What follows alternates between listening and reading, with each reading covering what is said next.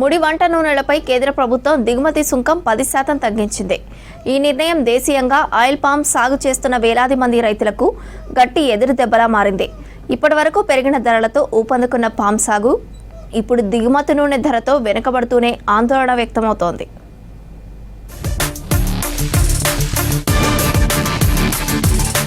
AP, Telangana, Odisha, తమిళనాడులలో భారీ స్థాయిలో సాగవుతున్న oil form పంటకు సంబంధించి తాజాగా కేంద్రం తీసుకున్న నిర్ణయం తీవ్ర ప్రభావం చూపనుంది. ముడి వంట నూనెలపై 10% దిగుమతి సుంకం తగ్గిస్తూ కేంద్రం ఆదేశాలు జారీ చేసింది. ఇండోనేషియా, మలేషియా నుంచి దిగుమతయ్యే క్రూడ్ ఫామాయిల్ కి ధర తగ్గనుంది. దేశపు అవసరాలకు 90% ఫామాయిల్ ఆయా దేశాల నుంచే వస్తోంది. దీంతో దిగుమతుల పెరుగుదల, ధరల తగ్గుదల వల్ల దేశీయ రైతులు ఇబ్బంది పడే పరిస్థితి ఏర్పడింది.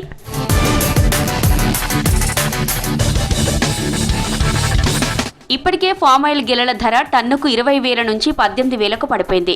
భవిష్యత్తులో ఇంకా తగ్గే అవకాశం ఉందన్న అంచనాలతో రైతులు ఆందోళన పడుతున్నారు.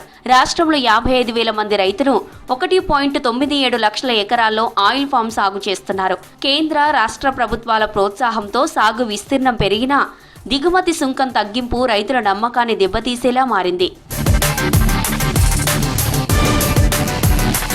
కేంద్రం ఈ నిర్ణయాన్ని పునఃసమీక్షించాలని వ్యవసాయ శాఖ మంత్రి తుమ్మల నాగేశ్వరరావు కోరారు. దేశీయ ఉత్పత్తులకు ఇది హాని కలిగించేలా ఉందని 40% దిగుమతి సుంకం విధించాలని కేంద్రానికి విజ్ఞప్తి చేశారు. లేకపోతే ఆయిల్ ఫామ్ రైతులు నష్టపోయే ప్రమాదం ఉందన్నారు.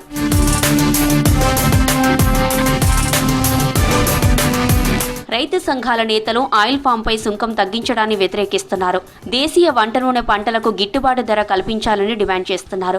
దిగుమతి సుంకం తగ్గింపు రైతులను వెనక్కి నెడుతుందని తెలిపారు. ఈ తగ్గించిన సుంకాలని పెంచాలని మేము డిమాండ్ చేస్తూ ఉన్నాం. ఎందుకంటే ఇప్పుడు ఈ సీజన్లో ఇప్పుడు జూన్ నుంచి సెప్టెంబర్ వరకు మనకు ఫామ్ ఆయిల్ గెలలు అనేటి ఈల్డ్లోకి అంటే ఉత్పత్తిలోకి వస్తాయి. ఇవి ఫ్యాక్టరీలకు తరలిస్తారు. కానీ ఇటువంటి నేపథ్యంలో సుంకాలని తగ్గించడం వల్ల ఇక్కడ రైతులు నష్టపోవాల్సిన పరిస్థితి ఏర్పడుతుంది.